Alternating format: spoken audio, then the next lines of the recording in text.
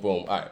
So Memphis got on a podcast yesterday, I think it was, and he was asked what he thought about Nas and Jay doing a versus. This is what Memphis Bleek said. Would you like to see a Jay-Z Nas versus? It's not. It's no comparison.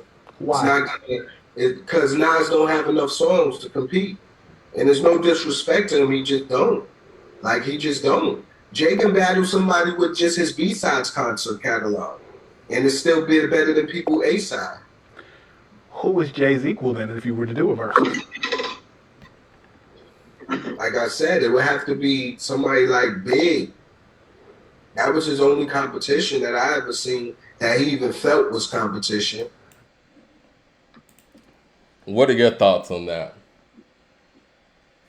First of all, and I've already said this, and people need to understand how history really works. First of all, Pac came out before Biggie and Nas. All right? Mm-hmm. That's who they looked up to. Nas has always looked at Big and Pac more like his contemporary competition, and that's because Jay came out a couple years after them. Yeah. So even the way that he's contextualizing this, it's like, no. Jay was trying to get up to the level that those three guys were on, and he didn't walk into the game on that level. So let's contextualize it the right way. Yeah. You know what I'm saying? It's rewriting history. It's rewriting history when you framing it that way. And that's not to say that the dude that you finally hear in 1996 isn't of a caliber MC of those guys, because he is.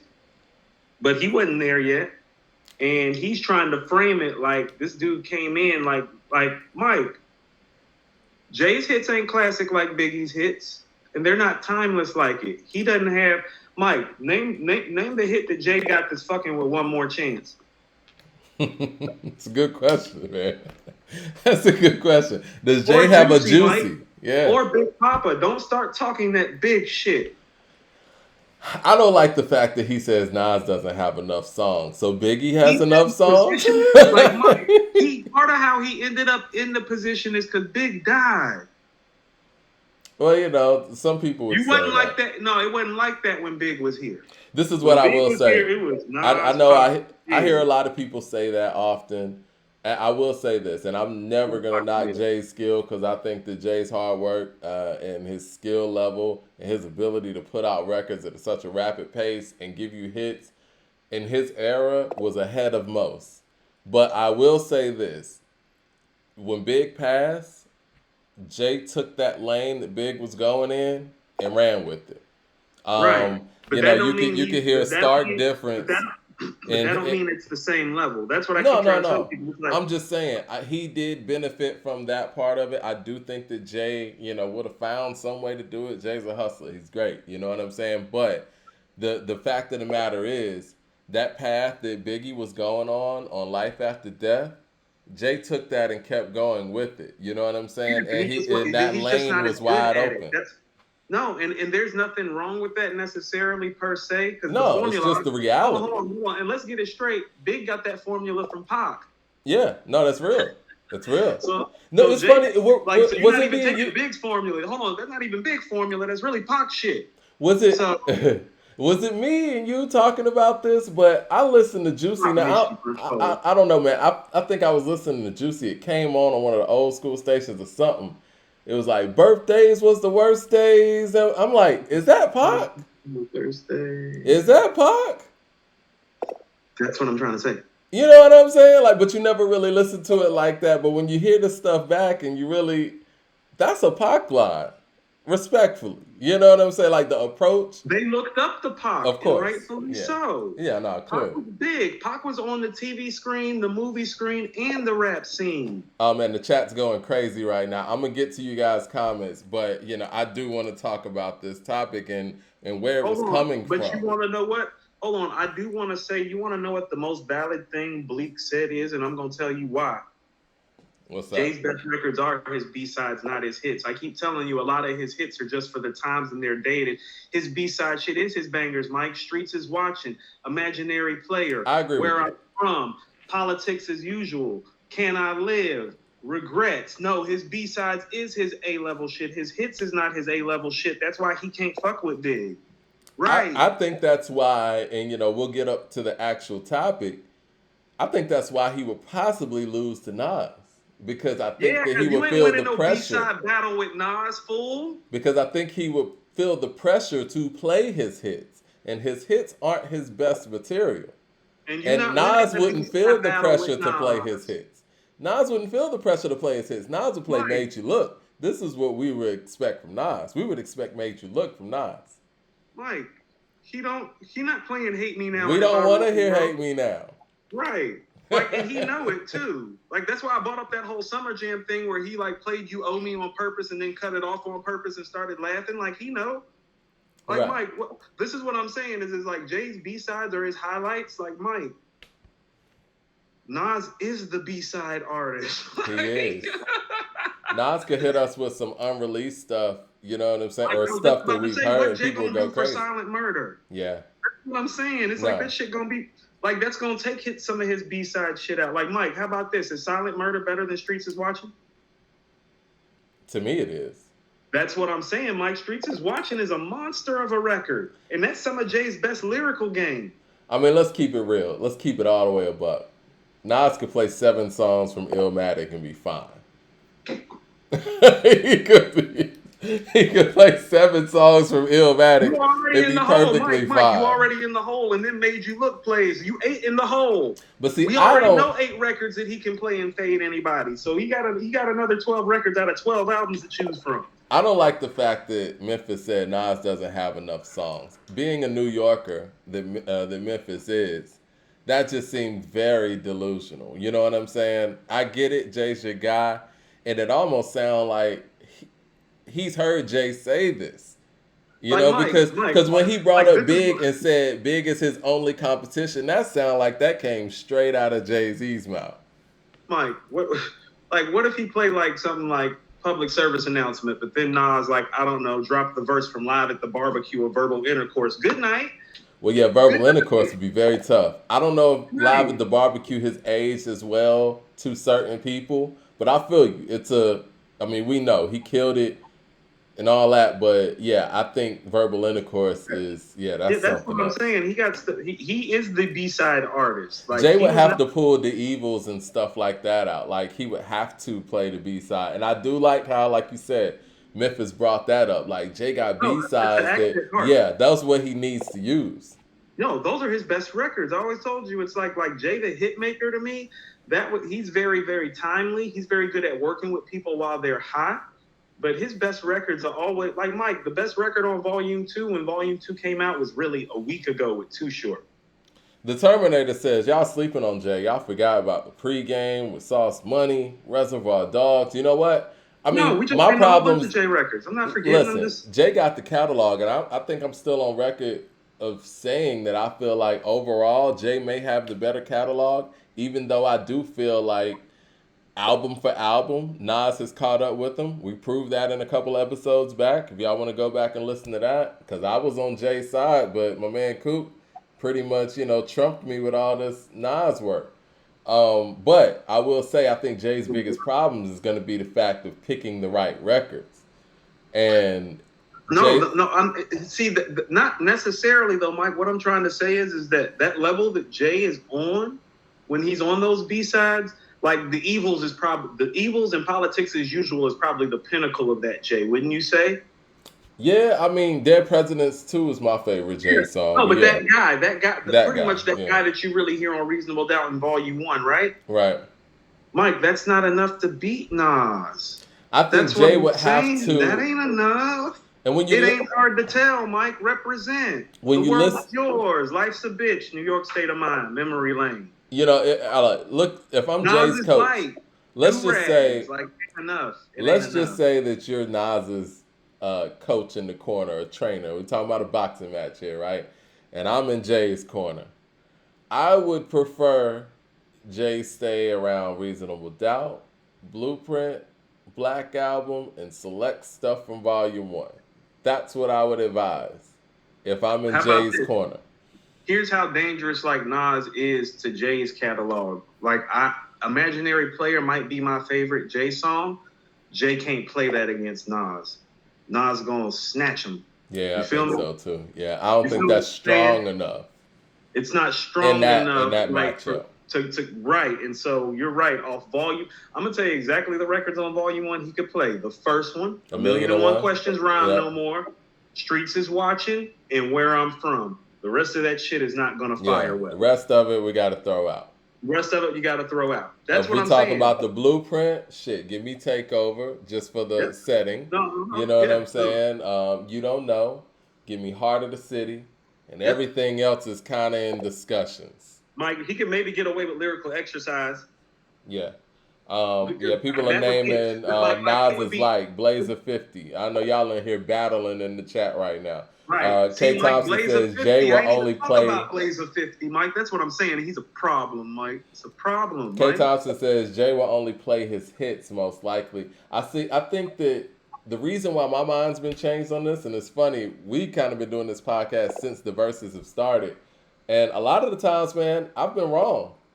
And because I've been thinking that it was about hits.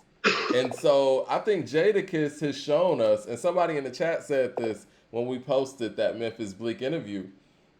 Somebody said this could possibly look like the Fabulous and Jadakiss verses, with Jay-Z being Fabulous and Nas being Jadakiss. And I totally agree. Because Jada kept dragging Fab to the gritty shit. And if Nas is able to do that, Jay can't win that one. No, and that's what I'm saying. But his hits ain't like that anyway. Like how about this? What Jada has, Nas literally has in spades. No, that's real. He got so many of those records to go to that he gonna make Jay playing those hit records. It's gonna look corny. I agree. He not like what you gonna play Big Pimpin' after Nas play Do Rags? What are you playing from It Was Written? What am I playing from It Was Written? This is what I'm saying. In a Verzuz. Go anywhere, Mike. In a Verzuz, what would I play off It Was Written? Mike, you already know where I'm going. Going to Silent Murder. Okay. Going to the setup. Okay. Going to Silent Murder in the setup. All right, I Am. What Mike, are you playing? ain't nobody fucking with Nas's stories except for Big. Is he gonna get enough time to get his stories out? You know what I would do? I'm sorry, man. I'm doing Rewind.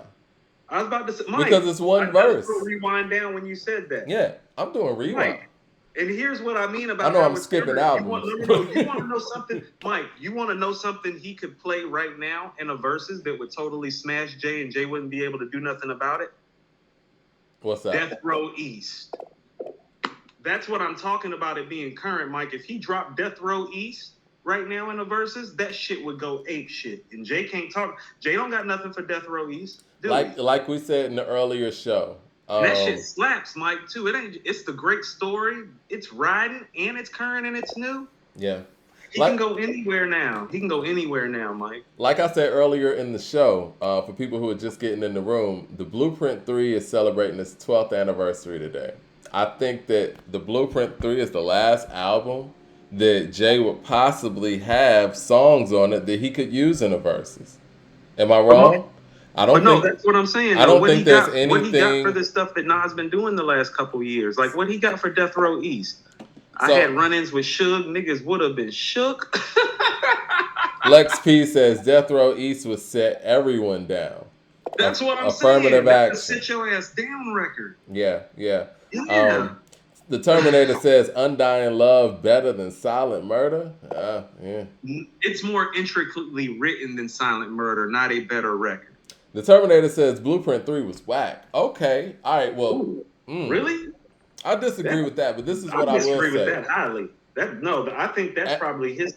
Reasonable Doubt, Blueprint, Black Album. Hold on. Where are you ranking Jay's albums? Because I think this is my opinion. Reasonable Doubt, the Blueprint, the Black Album. For me, it's between the Blueprint 3 or Volume 1 or American Gangster. Well, see, for me, I would go American Gangster Volume 2 before those. Volume 2 so dated though, Mike. It just is. It got hits on it, man. I just like when I hear it, I'm like, yeah, this was my senior year of high school.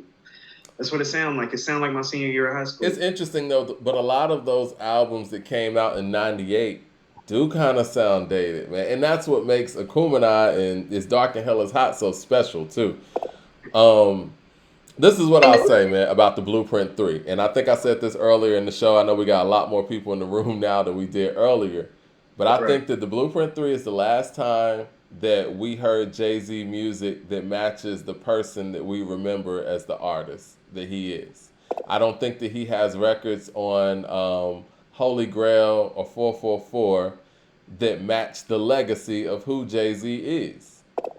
I think when you talk about songs like Empire State of Mind, you talk about DOA, you talk about On to the Next One, Already Home. Those are Jay-Z in that element. And yeah, I think that's a lot. And I can't forget Run This Town. I think it's the last time that he actually made big hit records. It was the last time he was truly great too. Yeah. No. And so, like, for me personally, I like Volume 1 because some of my favorite J records are on Volume 1. We just ran them down. Imaginary Player, Streets is Watching, Friend or Foe 98, You Must Love Me, Where I'm From. Face Off with Sauce Money, the Biggie hook he took is on there. He took 2 Biggie hooks on there. The song was short, Real Niggas. Like that's Big's hook too. Like, so I like Volume 1. It's just the singles on Volume 1's not banging. So for me, the thing about Volume 1 is it's crazy. For me, when it comes to his catalog, it's like the Blueprint, the Black Album, and Reasonable Doubt clearly stand above the rest of the stuff in his catalog. To me, as pieces of work, his albums. Volume 1 is just so all over the place for me. It's extreme highs and extreme lows. I know what girls like and shit like that. Like, he was clearly confused and trying to do something that he wasn't all the way ready for yet. I saw a question in here that I want to acknowledge. I think it was K. Thompson. He said, where do we rank the Blueprint 2? And it's interesting. I'm a fan of the Blueprint 2. I don't think you are, right? Because it's not good. I think that the Blueprint 2 is one of the most important albums of his career. It kept him alive after Ether. I think he's rapping his ass off. I think that the biggest problem with the Blueprint 2 is it's a double album. I think personally, he's lyrically better on the Blueprint 2 than he is on the first Blueprint. The songs just aren't better. So there's something to be made for song writing, song structure, song sequence, and that's the difference between the Blueprint and the Blueprint 2. You're right, Mike, on stuff like The Watcher 2 and Hovey Baby. I mean, yeah, man. He's rapping his ass off, man. Like, he's hungry. Yeah. He's hungry on the song, The Blueprint 2, where he's coming at Nas. Like, can't y'all see that he's fake? The rap version of TD Jakes prophesizing on your CDs and tape. Yeah. One of my favorite lines in the whole back and forth is that whole jungle line. Like a garden to me. Yeah, that's my favorite line on the whole beef. So, yeah, I mean, the Blueprint 2 just suffered from the fact that it was a double disc, number one, because Show 'Em How to Do This is one of the strongest Jay songs of that era. Like, you really want to know what was happening? What's that? Meet the Parents. Nas had him leaning a little past 6, and it showed him how he put the album together. Oh, he was definitely. so concerned with trying to prove that he was still the best MC, and he just kind of skipped the album process. And like I've been trying to tell y'all from the jump, well, you were never a better MC than that guy anyway. And trying to prove it after you lost the battle didn't help you at all. And the album's not hot. It's very inconsistent. The production is shoddy. The hits aren't there, which is what he was really known for around that time. It's not a good album. I will give you that the hits per se weren't there, but there are some. There's one game-changing song on there, and I feel like "Excuse Me, Miss" doesn't really get the props that it gets. It changed the whole wardrobe of hip hop at that time. The button-up era started from "Excuse Me, Miss." Now, Mike, I'm gonna tell you what.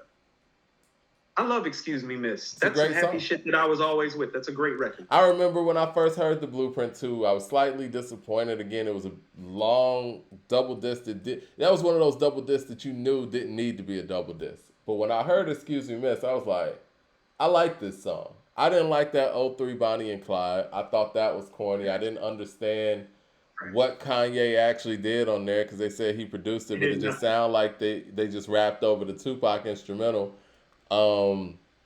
Terrible. Yeah, and then I'm sure you love the Prince rendition that Beyonce did on the record. So, I mean, yeah, I didn't like the singles, and I agree with you 100%. It didn't have, especially for a double disc, it didn't have the hits. And I think that, we listen to Jay and him talk, clearly Ready to Die was what he was reaching for. And that was a far, far cry from that. So, yeah, in that aspect, yes, it was a failure. And it's hard to really rank that album because I really like some of the songs, but it's kind of like, I guess we put it in the same tense as like a volume 1. Like the ones you really like are incredible. Like I think the You Don't Know remix with M.O.P. was awesome. No, Mike, that's one of the 5 or 6 records that I'm talking about on there that's great. Meet the Parents, You Don't Know remix, Excuse Me Miss. Some people hate it was hard. The Watcher 2. I didn't even like The Watcher 2 like that, but I feel you. I just can't say no to Dr. Dre, Rakim, and Jay-Z. Like, No, I feel you. No to that. I don't, what I didn't like about that song was the fact that I liked the first Watcher, and I didn't like the fact that it was clear that Jay heard Rakim's verse and tried to outdo him. Like, you come in with a 24-bar verse, and, we give Dre his props, but that's where it stops. It's the Rock. Like, huh? Come on, man. I get the competitive nature, but at this point, it's like, why even have motherfuckers on your song if you're going to be like that? I liked Hovey Baby, and I like Some People Hate It, too. I didn't like that. That shit was hard. Yo, that nigga was snapping on there. That's one of those songs that years later, like, when you just let an album play, and then you're like, I used to skip this, but this nigga's going in on that.